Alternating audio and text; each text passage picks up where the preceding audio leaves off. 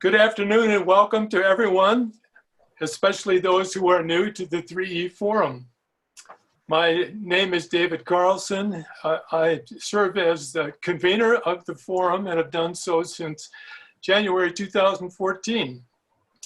We gather each month during the academic year to engage important and timely public policy issues. These have included climate change, the Green New Deal, and health inequities and racial injustice in a time of COVID-19. Today, we are very fortunate to have three well-qualified speakers on our topic, election reform and ranked choice voting. Our first speaker is Sarah Mccarthy from the League of Women Voters.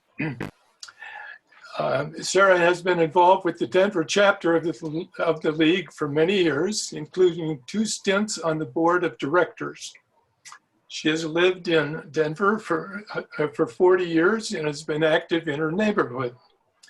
In addition to providing a brief overview of election reform as developed by League members, Sarah has kindly agreed to serve as moderator for our forum today. Our next 2 speakers are especially well qualified to present ranked choice voting as a strong alternative to the current widespread winner-take-all method. Terrence Carroll is the Colorado State Director for Unite America. Terence was the 54th Speaker of the Colorado House of Representatives. He's the only African American to have served as Speaker of the Colorado House.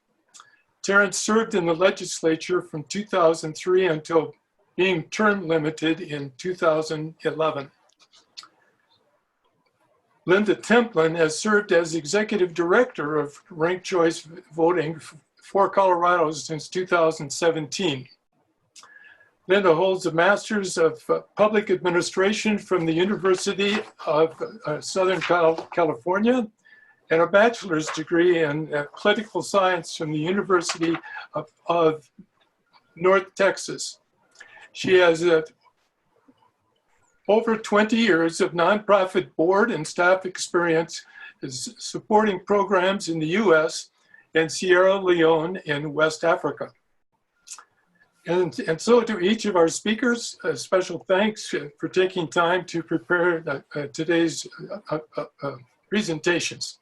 Well, let me also introduce Desmond Wallington, who is going to help us manage the questions that are, I'm sure, going to be flooding in as you hear these 3 outstanding speakers. So would you begin, Sarah? Thank you, David. Hello, everybody. It's really nice to be here.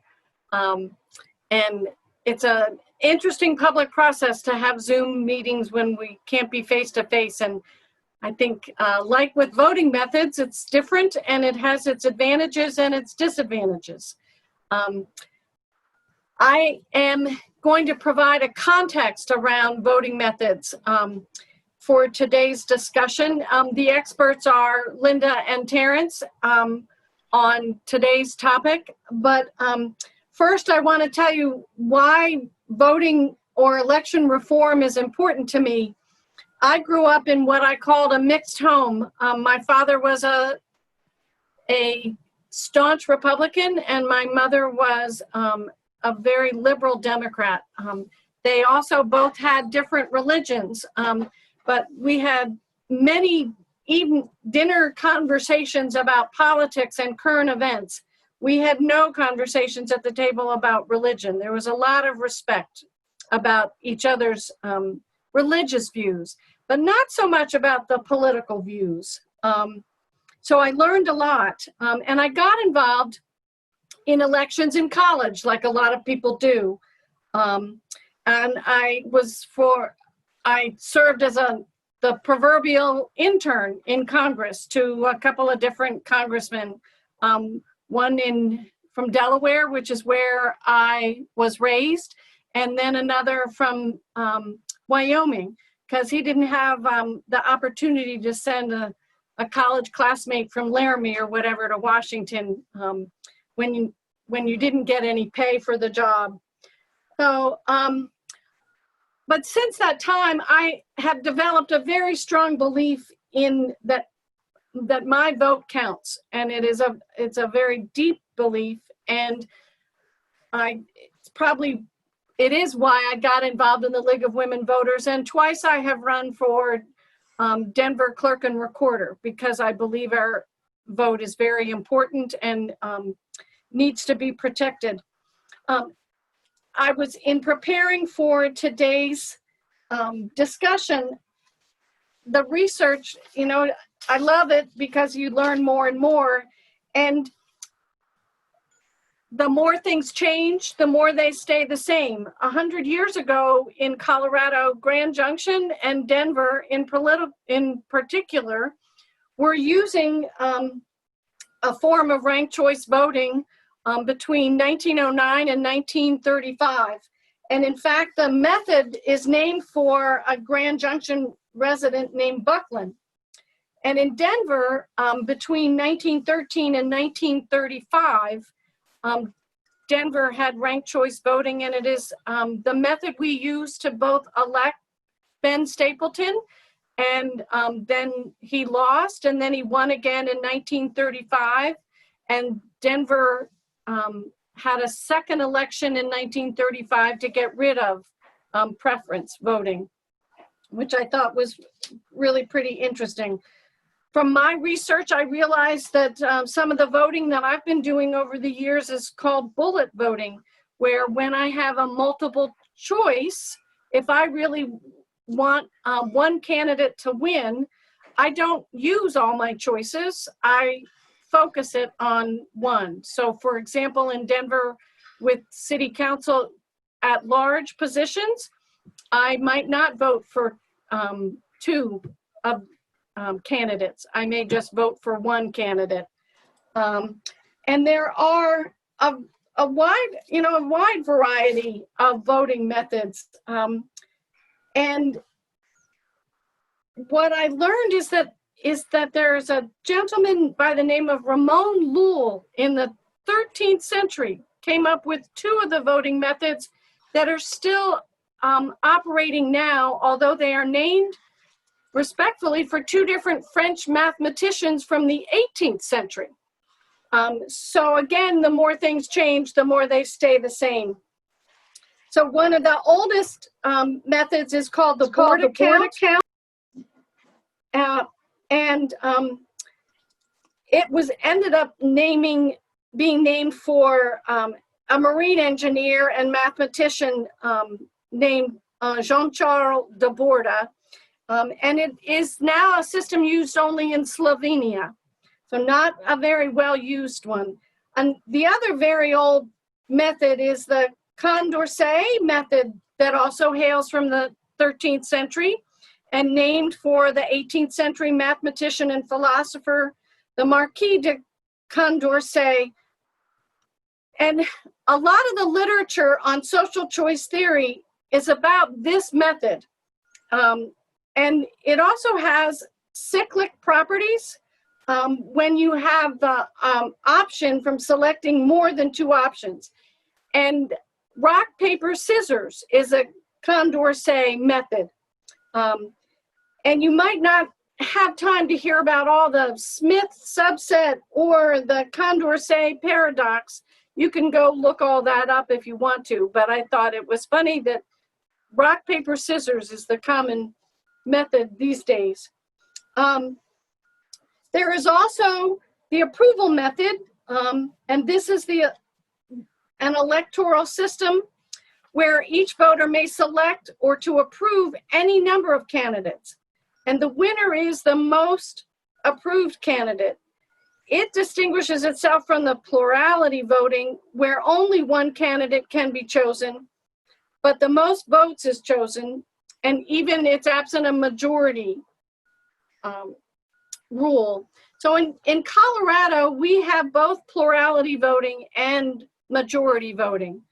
Our votes for our representatives in the state house and the state senate use the plurality voting, where once you get past the primary, you may not get 50% of the vote, but you still win. Whereas in Denver, we have majority voting, where you must get 50% plus one, or there is a runoff.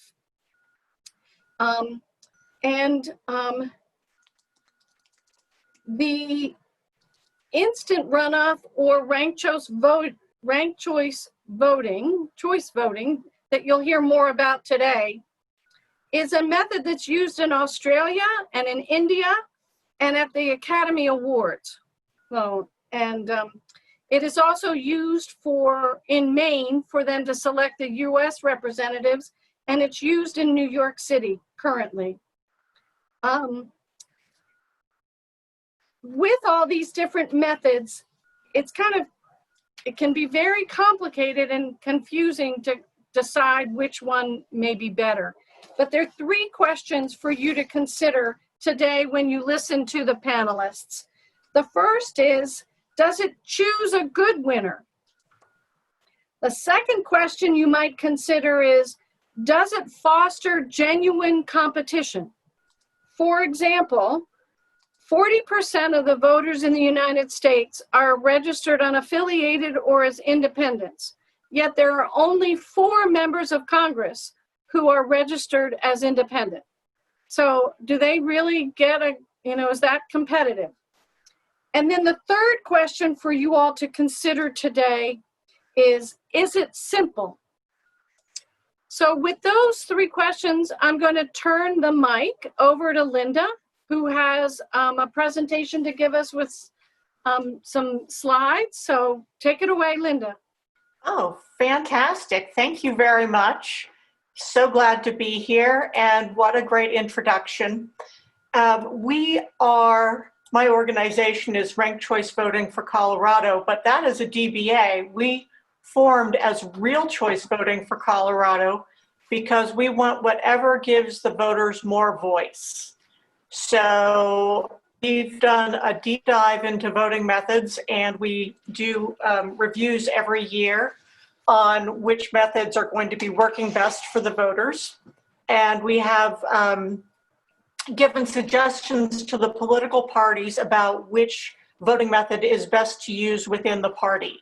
So we've listened to the experts on voting methods. We know sometimes within an organization, if voters don't care a whole bunch and need to make a quick decision, use approval. If you have a decision that is a bunch of experts that are going to do a deep dive, use some sort of scoring method where you've got criterion set. There's different ways, really exciting ways for more direct types of democracy. But what we're seeing and we're hearing from the experts who are, chairs of political science departments, is that ranked choice is the best thing to use when selecting a representative. So we know that we have a problem historically with pick one plurality elections. So let's look at 1992, Ross Perot.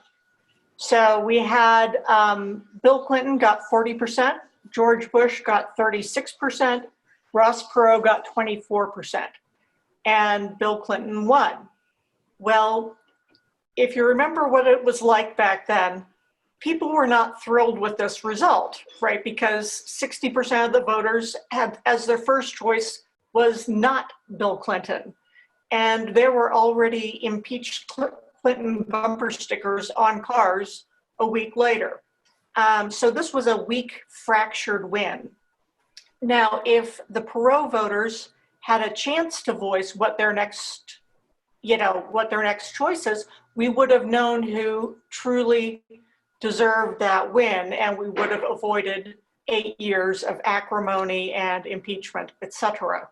So why do people say that ranked choice is the solution to the vote splitting problem? Well, it frees the voters to vote for the candidate of their choice and feel secure about it.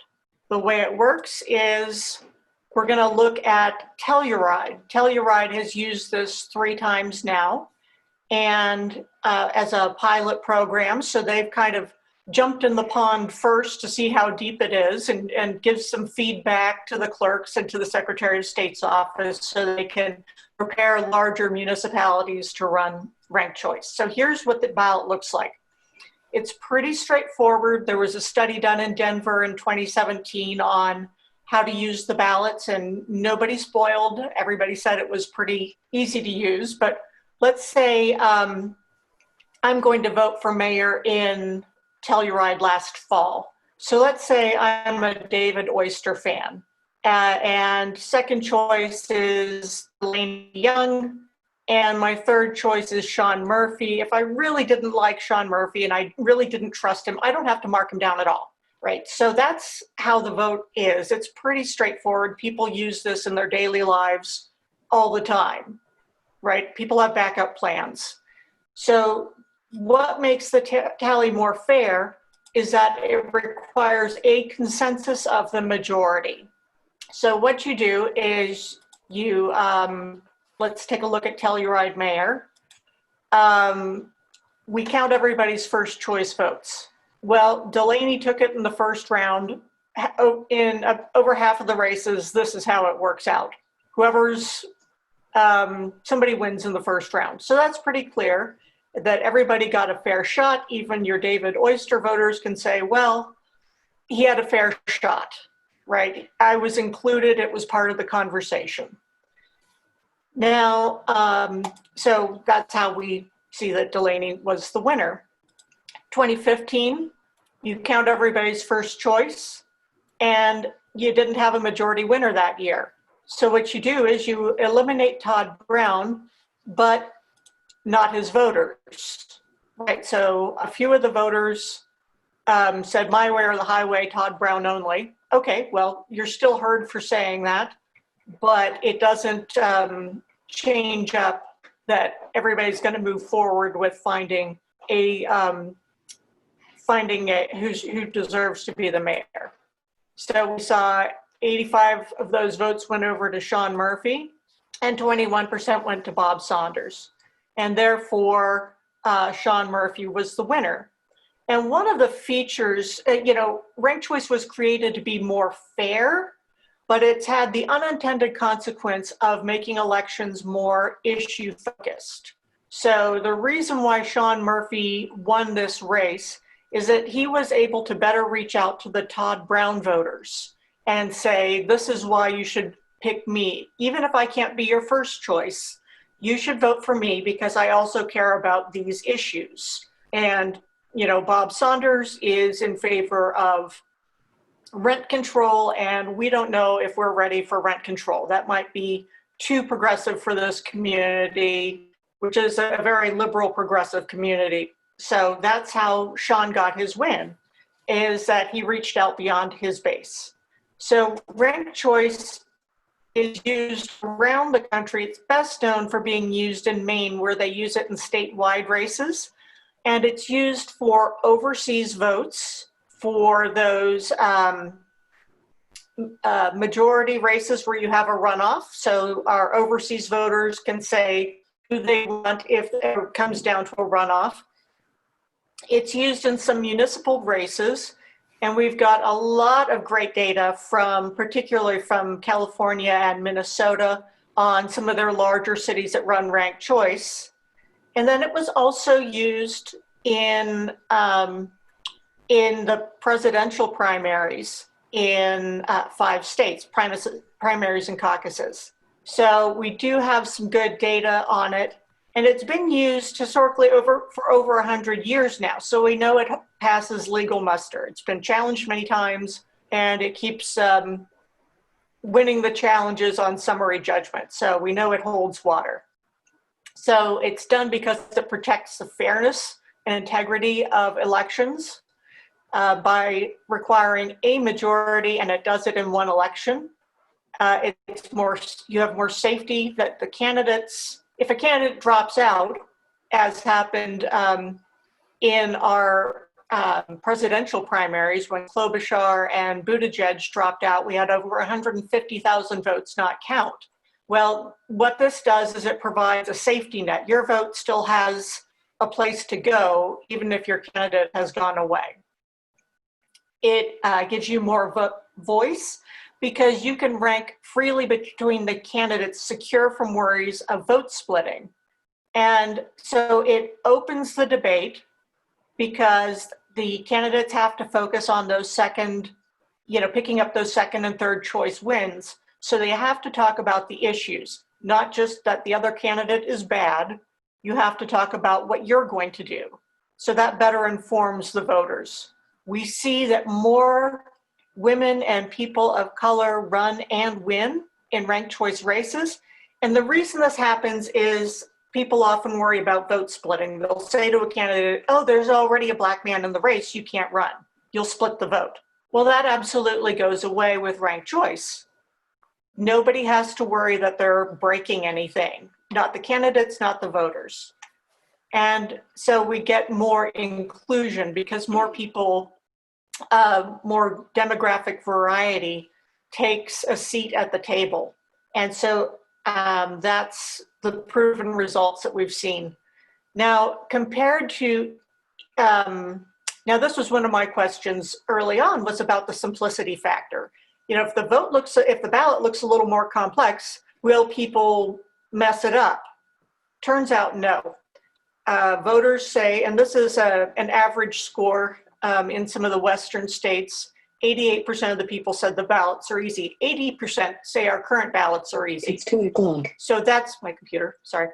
That kind of surprised me. And it's because voters don't have to feel conflicted. You're not breaking anything by voting for the independent that you really want, or you're not hurting anything. So it's an easier thing, and people spoil their ballots half as often. So that's an interesting feature of it. And then there's also that the voters are much more satisfied. Satisfaction with our current voting system is around 33%. It varies from poll to poll, but the most recent Pew has it at 33%. Ranked choice, that's a huge improvement. If you can improve what you're doing by that level of satisfaction, that's a huge step up. And so we're seeing, in Maine, for instance, they're using it, and this is what the campaign literature looks like.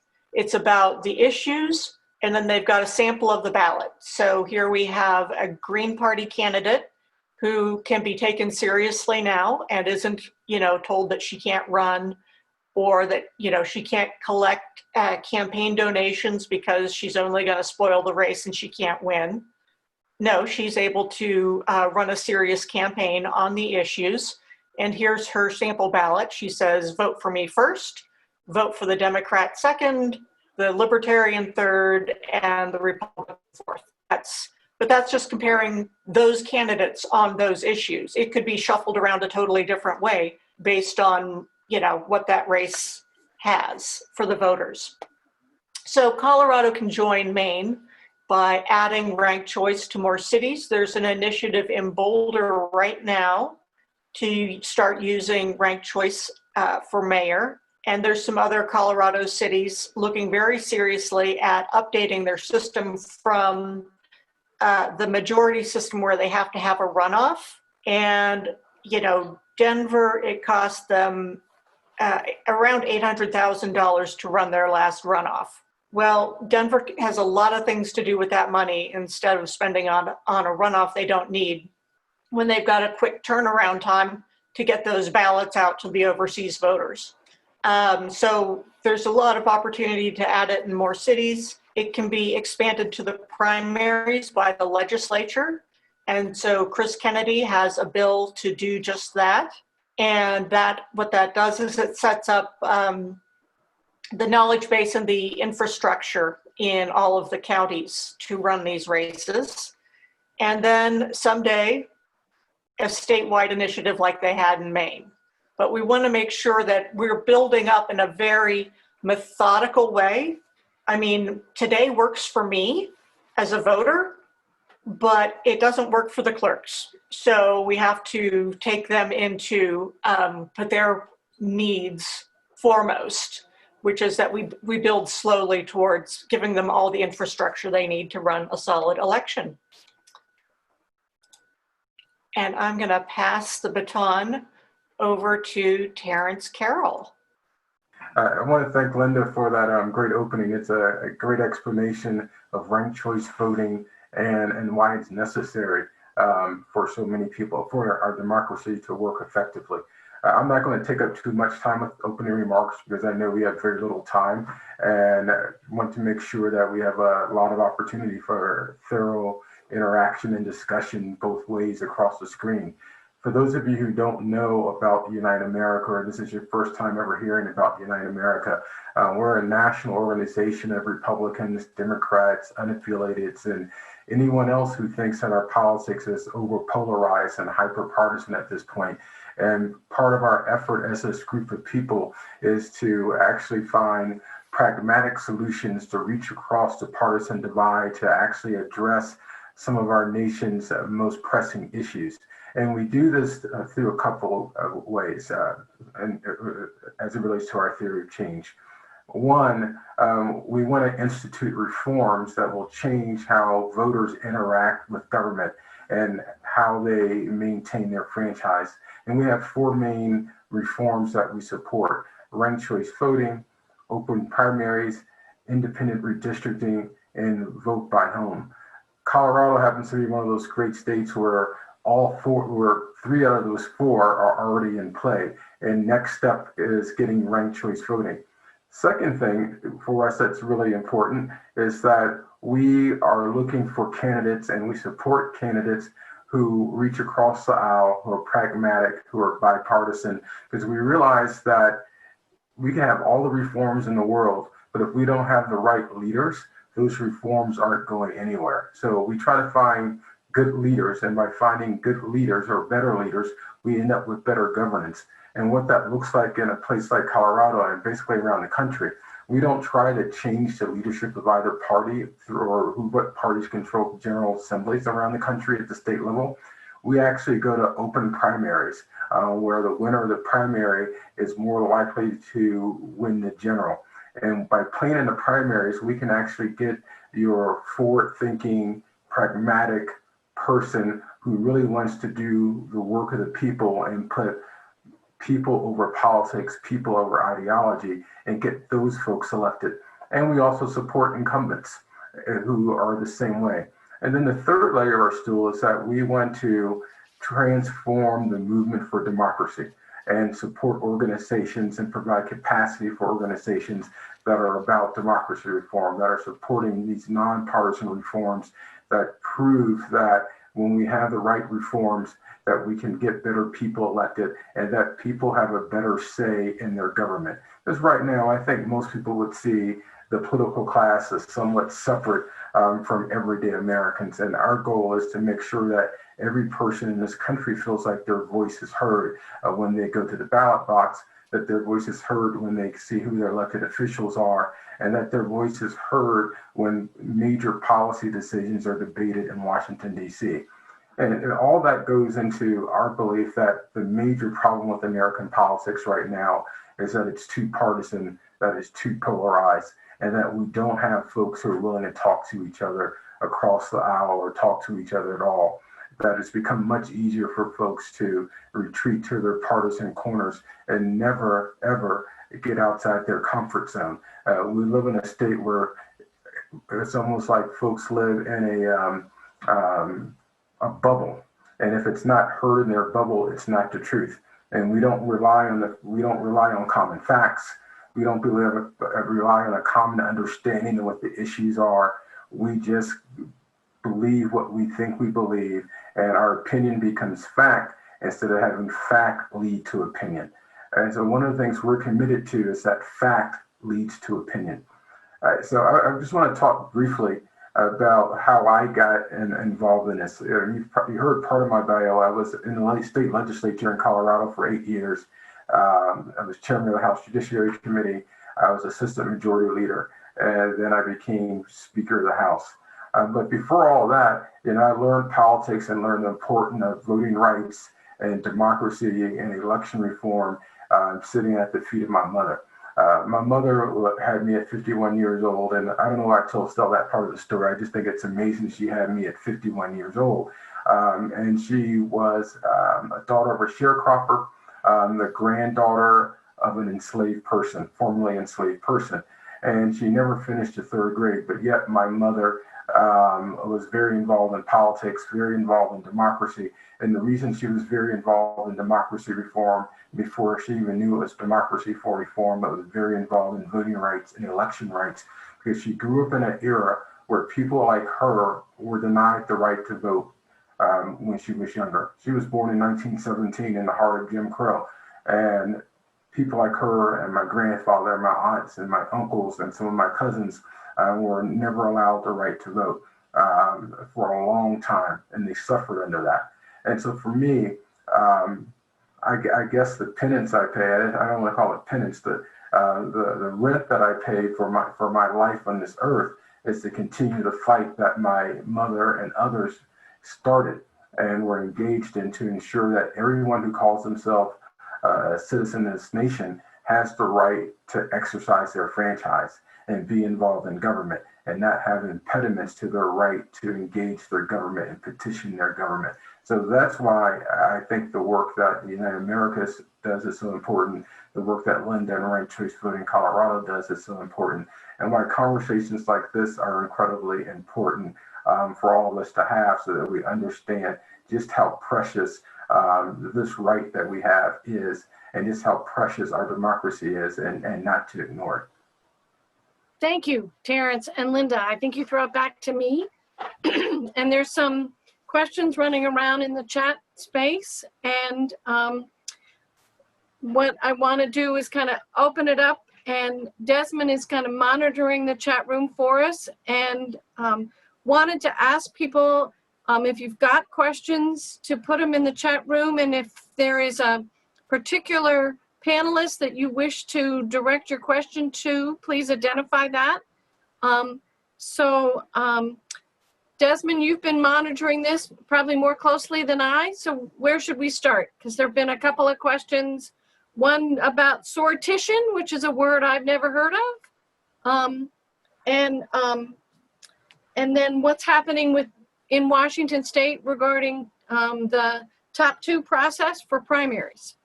But you take it away. All right. Yeah, let's do the one about Washington State and the top two process. That's something, Linda, can you speak to that? Like the top, some people want to do like a top two, like a primary where the top two people, are on the general election. Other people maybe say 3 or 4. Can you kind of explain on that concept and what kind of feedback you've gotten from this idea? Was the top 2 in the primaries, or?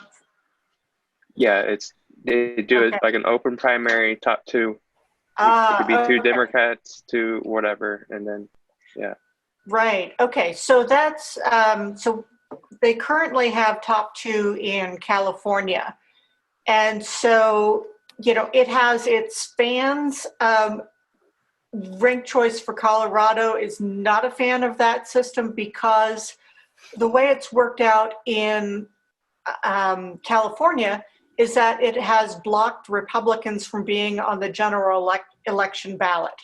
So they have an open primary, and then you have the top 2 vote getters go on to the general election. So it's sort of a workaround, but if they used ranked choice instead, they would not have this problem. So one of the things that's not working, why that would not work well here in Colorado, is that you could be blocking out a major party, which is not fair. And that it would also block out minor parties and likely independents. So it's not one of the stronger contenders for election reform, I'd say. Now, in Colorado and United America, we to a certain degree we support top 2 primaries, open primaries, but what we're really examining now is expanding beyond the limits of top 2, because hold on, my Alexa trying to talk to me. Alexa, do not disturb. That's the wonderful part of Zoom things. You see accidental things like that pop up. But one of the things we've realized with top two is that they do have limitations, and in a lot of ways, top two does edge out one party or another, especially when one party has major partisan advantage in a particular legislative district. So what some folks are starting to talk about is having a top four primary combined with ranked choice voting. That way, the belief is that you get spur more competition and break one party possibly gaming the system and being able to keep their competitors out of the general election through the way that they would stack the primary in the top two situation. Linda, did you have any feedback on what Terrence just said or vice versa? Oh, yeah. So top four for Colorado, I guess we got feedback from some of the major parties, and they were concerned that in rural districts that you wouldn't have a Democrat on the ballot, and vice versa in Denver, that you wouldn't have any Republicans on the ballot. So the general sense in Colorado is to let other states try that out first and see what happens. And top four, Sarah and everyone else is really hypothetical at this point. It's theoretical. No one's done it. So we don't know what it would look like. Don't know how it would play out. And Linda's absolutely right. In rural areas, it could prove exceptionally problematic because we already have some issues in those areas with getting enough people to run to begin with. And so top four, if we were to move that way, likely might be more workable in urban areas as opposed to rural areas. And that's why I think it's important to continue having a discussion on it. But I don't know if any place is ready for it yet because there are too many unknowns. And could you repeat that what you just said about which areas the top four might work better in sooner? It might work better in urban areas where you have lots of contested races with lots of people running, as opposed to, say, you go down somewhere like Saguache County, where you frequently have to pull, toenails out of people to get them to run. Yeah. Okay. Thank you. Okay. Desmond, the follow-up question. Follow-up question is, it had to do with like how it rewards these top primary, just speak to the impact that has of like special interest money coming into the game. If they just pick your top four favorite candidates that you really don't have, like someone like the Green Party who can't take corporate money, that just shuts them out of the process, right? Yeah. Okay, so one of the things we're seeing in ranked choice races in the cities that use it is that money matters less in these campaigns. So you still need enough money to have your, handbills, and you still need enough volunteers or paid folk to drop them off on doorsteps. You still need to be able to do that level of campaigning, but those high dollar media buys don't necessarily make you one of the top two people that then people have to strategize between. If you look at a race like Denver mayor, you had to choose between the top, who's got the most money, who's got the most clout behind them, and then you have to kind of strategize to get your person even into the final vote, for the top two runoff. So, voters end up being strategic based on which candidate has the most money and therefore the most hope. So ranked choice does away with that. So you can just vote for whoever you like the most. So we see mid-dollar campaigns doing quite well. So outside money doesn't help you as much as it does currently. So that's one of the features we're seeing. Terrence? I think that analysis probably works for some place like Maine and smaller jurisdictions with, less where media buying is not as important in terms of, the cost of getting media, the cost of ads and things like that. But you look at a place like California, for instance, where they have top two primaries, and one of the things that was supposed to happen was that they're supposed to open up competition with top two primaries, and the argument was made that there would be less money spent in those top two primaries. We see more money than ever spent in California. And I think folks just adapt and adopt to the situation that they find. And I'm not arguing for or against campaign finance reform. I'm just kind of stating how things have played out in larger markets and larger states with some of these reforms. But in general, I still believe that, if done correctly, we need to open primaries and things like that. And I'm not speaking on behalf of United America at this point, but I'm actually maybe be in favor of just completely eliminating the idea of primaries altogether. If you're going to do Eliminating primaries what? altogether, Oh, okay. eliminating primaries altogether, and do ranked choice voting from the get-go. Okay. Okay. Oh. One of the things that I noticed about money as a candidate is that it's an easy way for the media to say whether a candidate has influence or not. And it doesn't necessarily reflect that. But because you can get your hands around it as opposed to policy positions, it becomes a tag that isn't necessarily accurate. So, okay. Desmond? And I will add that, Minneapolis, who uses ranked choice voting in their mayoral election, their election, which Betsy Hodges won her first term, there was a gentleman that was really well funded, and he came in second place. And as they were eliminating candidates, he went from second place to fourth place, as other people were being eliminated. So it does, you could see in that race how just having all that money would have catapulted you into a top two runoff.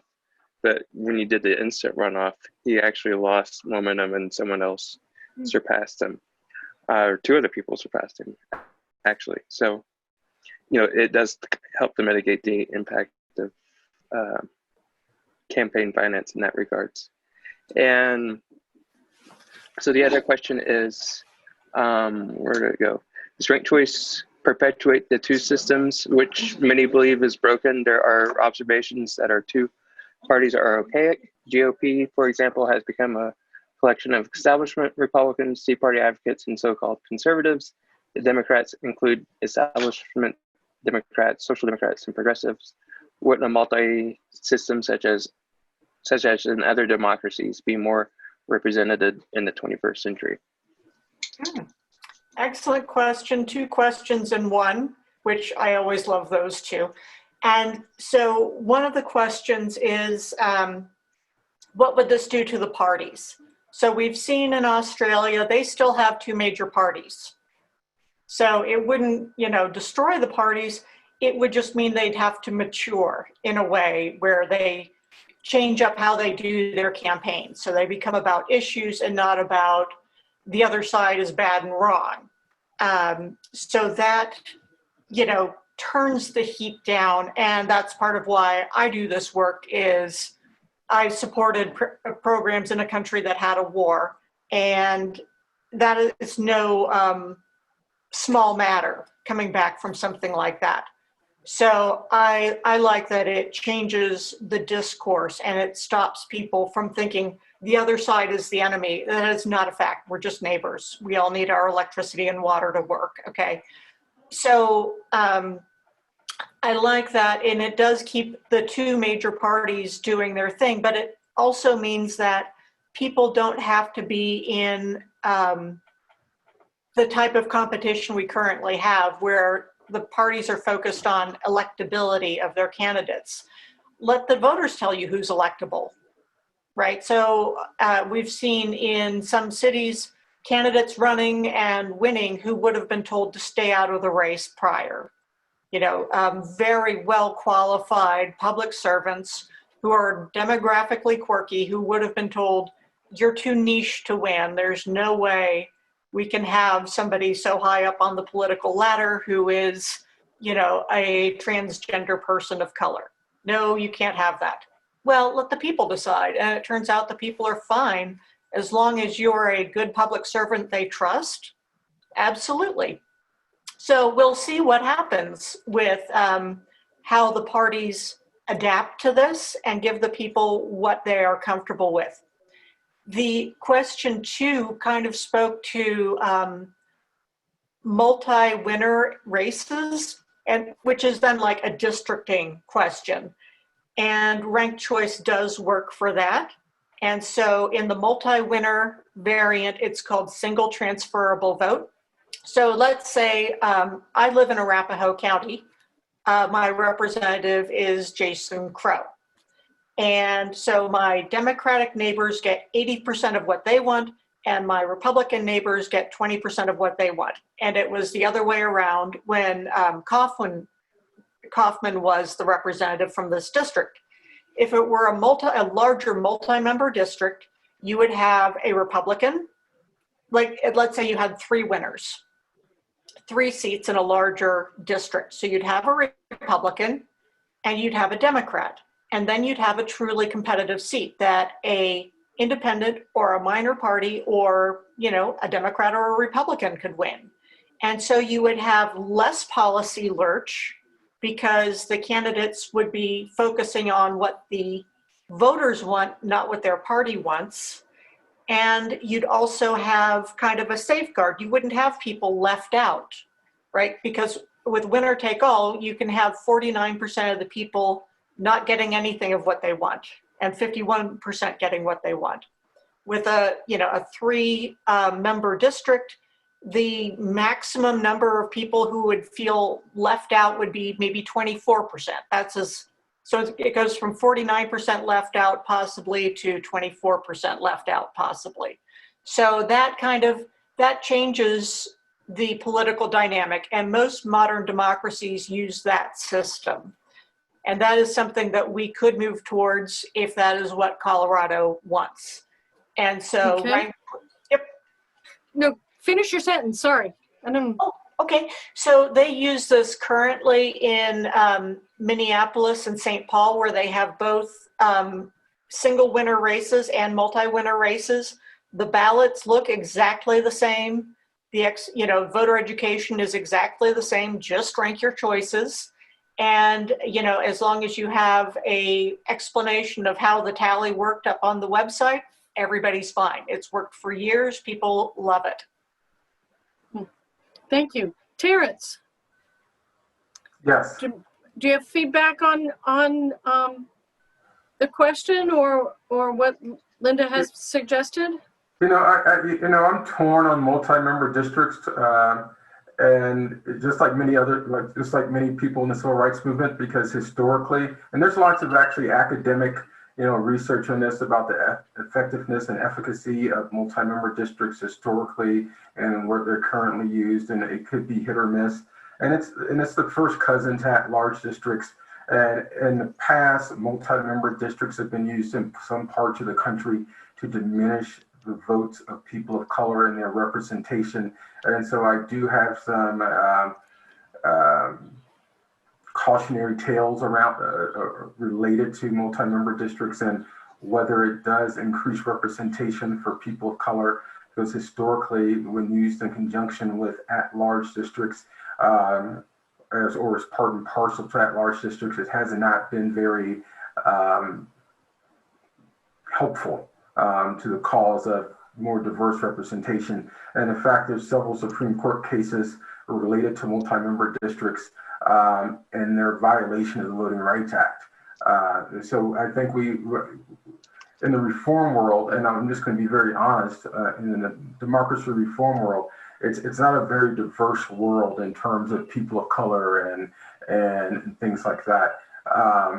And so sometimes some of these ideas that in the reform world we think are really great and fantastic and wonderful they really haven't been put through the prism of those people who've been marginalized in the political process. And that's one of the downfalls of the reform movement.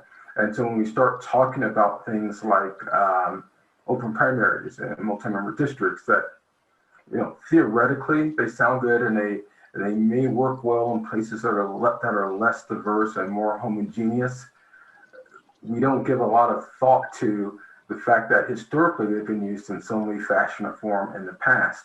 And that impact in the past has been negative to people who aren't part of the majority or who are marginalized or people or as Edward Said would say, those people were considered the other. So Denver is a good example of that, what you're talking about, Terrence. Until 1968, Denver's House of Representatives was a multi-member representative district, and it was found to be unconstitutional. And in the next election, we got Ruben Valdez elected to office, and some other Latinos and Blacks elected to represent the legislature for the first time in many, many years. So it was found unconstitutional in Denver in 1968. Mm-hmm. And I'd add in that, so there's a difference between block preferential and single transferable vote. So the historical, in Louisiana in the somehow worse old days, but, that used block preferential instead of single transferable vote. So that is something that we are very cognizant of, is we don't want to repeat, things where we know better. That's not how you do it. And I know, so the multi-member districts from the, in Colorado, I don't think those use ranked choice, but it has been used as a remedy in Michigan. And I believe in a city in California that it was a court-ordered remedy to people of color being systemically kept out of office. And so now they have ranked choice in the form of single transferable vote to remedy that. Okay, thank you. David Carlson had a question, Desmond, for both Terrence and Linda. Oh, go ahead. Was there a follow-up? Go ahead. Okay, so David had a question to both Terrence and Linda. What are the biggest obstacles for state level support of RCV? What do you see as an important incremental step to addressing these obstacles? Terrence, why don't you go first this time? I was taking a note of something someone said in the comment section above, just so I wouldn't forget to address it at some point in the future. I really do think that at the baseline, the incremental step has to be some form of ranked choice voting in our state and nationally as well. Is plurality voting as we know it right now creates too many instances where folks can get elected with less than 50% of the vote. And then you have folks getting elected who think they have a mandate to govern in a certain way, but they really don't have a mandate because only 30% of the people voted for them in the election. And we just saw this most recently in the city of Aurora, where Mike Kaufman was elected mayor with 32% of the vote, 33% of the vote in Aurora. And it's hard to say when you're elected with that percentage of the vote that you really have a mandate for one particular style of governance or another. It's not. In fact, I won't go as far as say you don't really have a clear mandate on what people are looking for in governance. You have a clear mandate of what 30% of the people want, but there was still another 70% that had other views. And I think ranked choice voting gets us closer to this notion that, of a majoritarian principle, and a majoritarian principle with, some asterisks, of course, because a pure majoritarian principle often leads to the oppression of minority voices, and I mean minority writ large. But I really do believe that ranked choice voting combined with something else, and I'm not sure what that something else is. People talk about top four, people talk about open primaries. I'm not sure what that something else is, but there's definitely a need for something like ranked choice, and we should be working towards that incrementally. And if we get a chance to swing for the fences, swing for the fences. But I really do believe in that concept of ranked choice voting that gets us to a more better democracy. Okay. Linda. Yeah, I'd say the big obstacles are just, that people don't know what ranked choice is because they haven't really used it. So there is the voter education piece of the puzzle.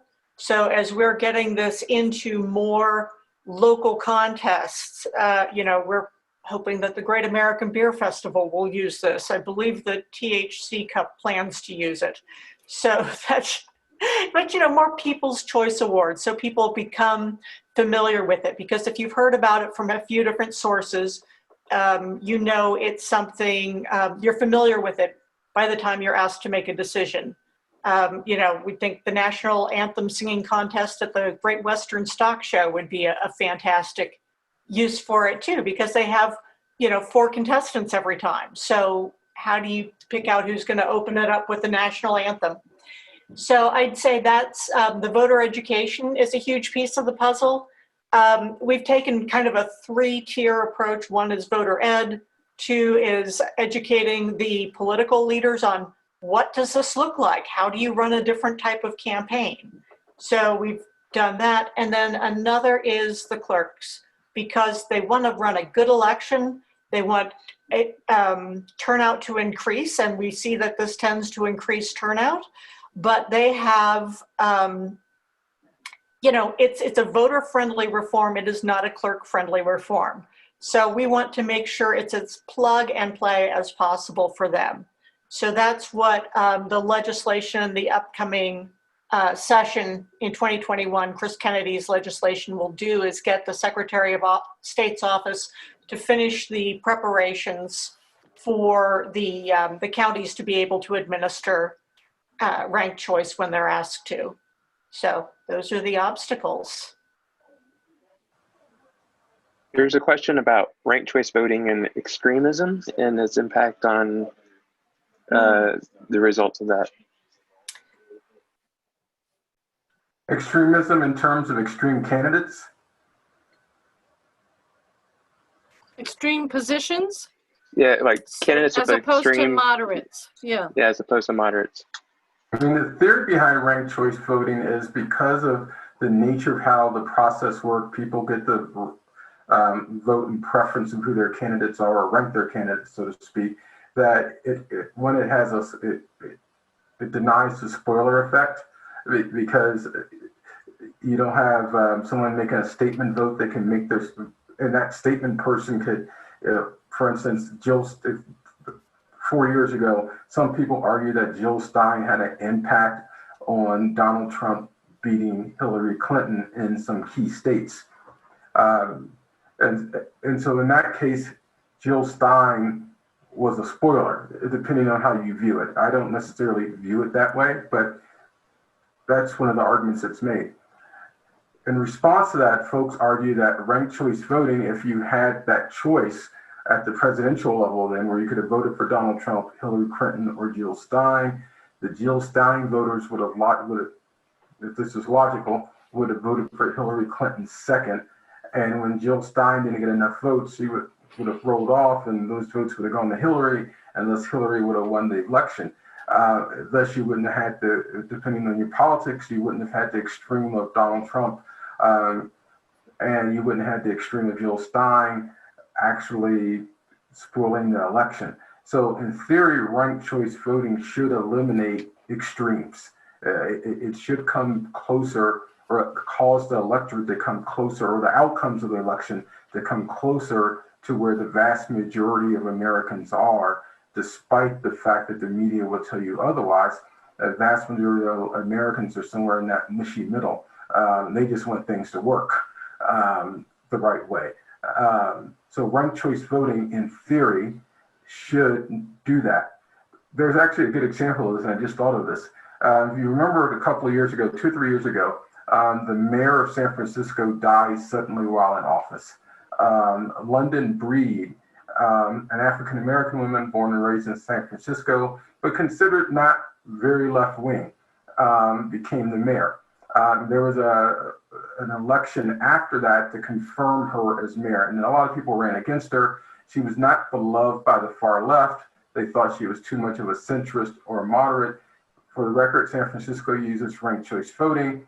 It went to the ballot. London Breed came out ahead at the end of the day on this ballot full of people who took various far left positions far to the left of London Breed. She still won and governs as a moderate in the city of San Francisco, which is considered one of the most left-leaning cities anywhere in the nation.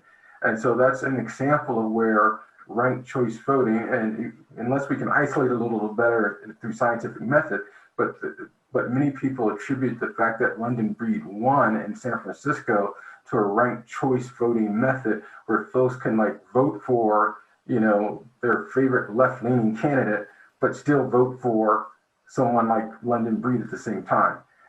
So I don't think, based on anecdotal evidence and based on theory, that ranked choice voting would lead to more extremes or extreme politicians being elected. Yeah, I absolutely agree. There were polls done back in 2016 in the Republican primaries where they were asking people, who would you like to win the primaries? And when they used ranked choice ballots in, state after state, the winner tended to be like Marco Rubio, not Donald Trump, because an extremist has their fans and they have their energy, but that's nobody. An extremist is nobody's backup plan. It's nobody's, second or third choice.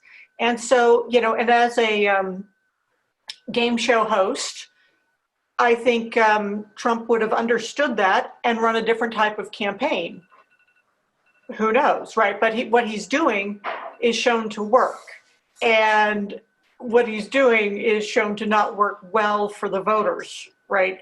So that's one of the reasons why people are preferring this, is that you get less policy lurch and you get a more stable environment. So that's why the business community is, for instance, interested in ranked choice voting as well. Okay, and then plurality election, all you have to do is hold on to your 20, 25%, 30% of the voters that support you, and as long as they're enthusiastic and they hold on. When you have a large field of candidates, having a set number of people who are going to vote for you no matter what is to your benefit. And we saw that in 2016 in the Republican primary. Donald Trump gathered this hardcore group of people, and they stuck with him throughout. And when you think about it, not in a single state, generally, did Donald Trump ever get beyond 50% of the vote, but he had just enough of a hardcore group of people to get the delegate count down. And it happens in both parties. I mean, Bernie's strategy this last election, some would argue, was based on the fact that he had this hard group of people, and all he had to do was outlast the field. What happened, though, was that the field actually broke apart late and consolidated quickly behind Joe Biden, which gave Joe a larger group of supporters. So yeah, I think you find extreme candidates getting elected more frequently in plurality voting than you would in majoritarian voting using a method like ranked choice voting or something else. So in a local example is in the 2015 Telluride election, there was 3 candidates. There was Sean Murphy, who was more of a moderate, then Bob Saunders, who was kind of more of a Bernie type. He ran on rent control and kind of a more what was called a radical platform. And then there was a third party person, Todd Brown, And in the first round, Sean Murphy had 491 votes and Bob Sanders had 495. So he would have won under the traditional plurality, but once they removed Todd Brown and reallocated those ballots, the more moderate person, Sean Murphy, actually went from this second place in a plurality round to winning the majority of the support once Todd Brown was removed. And I'd say that in our more recent race in Telluride, the progressive faction won, and they had become more moderate than Bob Saunders. So they'd listened to the voters and presented a platform that was more in line with what the voters wanted. Okay. So there's a question, a follow-up question. How would this interact with the Electoral College? It probably would not impact the Electoral College at all because it works on a different system. You know, I mean, because there's almost two distinct things.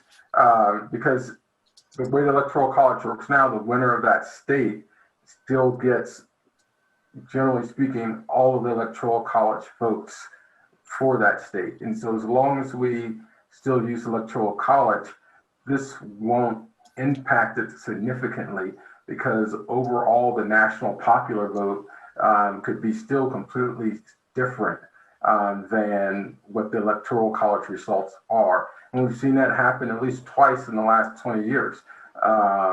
Some would argue, well, Gore Bush, some would argue, actually I think Gore did have the win the popular vote, and then again with Clinton, Trump in 2016, Hillary won the popular vote.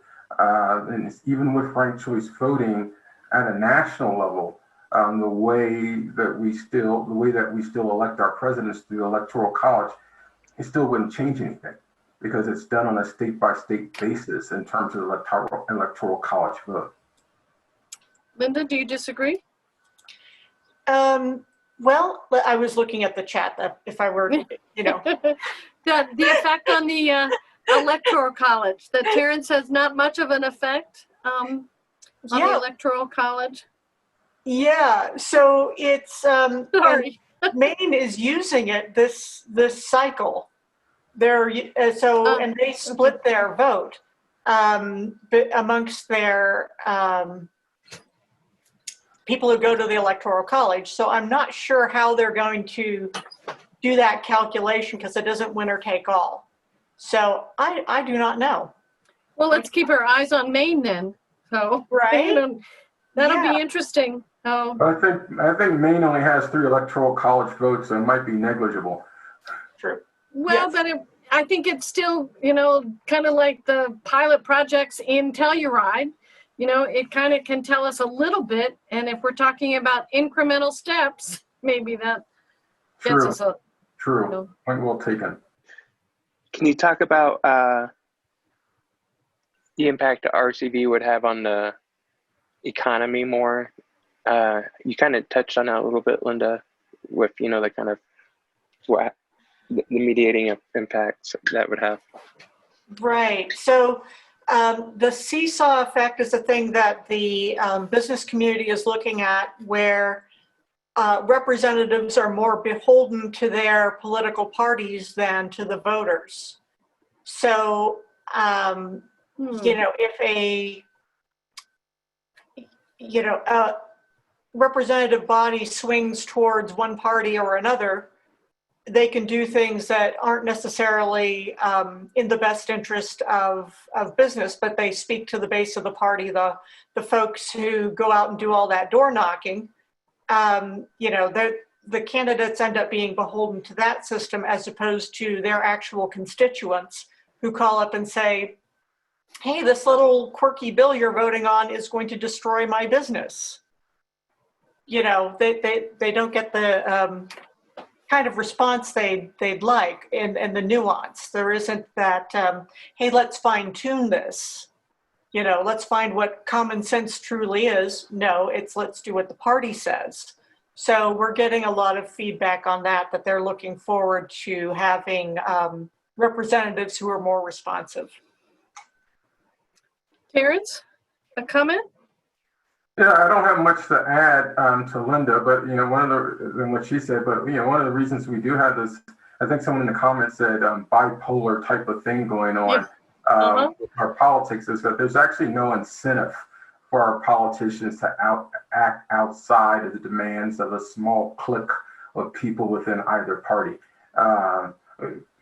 Just look at how we do our primaries in the state currently, even though we technically have open primaries, and it's a hybrid thing, kind of, sort of. So those politicians who go through the caucus system tend to lean to the far edges of either party. And so their incentive is to be as ideologically pure as they possibly can be. And in that ideological purity, that's where they find their support, and they find the people that will go out and knock doors on them. There's not that same incentive for people to think, more broadly, more pragmatically, and I'll call it more progressively, actually, because I don't think when you're stuck in an ideological corner, you're actually acting in a very progressive manner, because you're actually stuck in an intellectual status quo. And it may not even be intellectual, it's just some type of status quo that's, an echo chamber status quo. So I think for us to get past this bipolarity, there needs to be incentive for people to act and think more broadly than just this narrow group of constituents.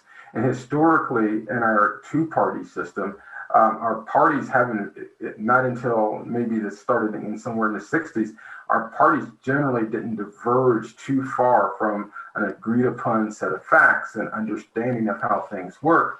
But in the last 30 to 40 years, well, maybe 50, because I'm 51, and things were I don't have any conscious memory of how things acted in 69 when I was born, because I was just a baby. But from what I read, things started to get more divided then, even before then, because of the civil rights movement. So I think we need to find ways to, one, have a standard set of facts that we all can agree on. But more importantly, for those people who are running for office and who are currently elected, we need to find ways to support them and incentivize them to do the proper thing. And in my opinion, and this is not the shared opinion of United America, I'm just saying Terrence Carroll, political operative, prognosticator, former Speaker of the House, is that perhaps we should just do away with the whole caucus system for for getting people on the ballot, and force folks to actually appeal to a broader base when they're running for office. Okay. Oh. I think Colorado does pretty darn well. I mean, over the past few years, we've enacted a lot of reforms that make it easier for people to vote, and it's also made voting more secure in the state. Okay. Linda. Yep, I agree. Colorado leads the nation in reliable elections. We have paper ballots that are audited. They're kept in a warehouse for 5 years if anybody needs to go back and check. So we know there's high levels of security throughout the system. And yeah, I absolutely trust our election professionals. And I would agree with that in watching at the Secretary of State level over the last number of years.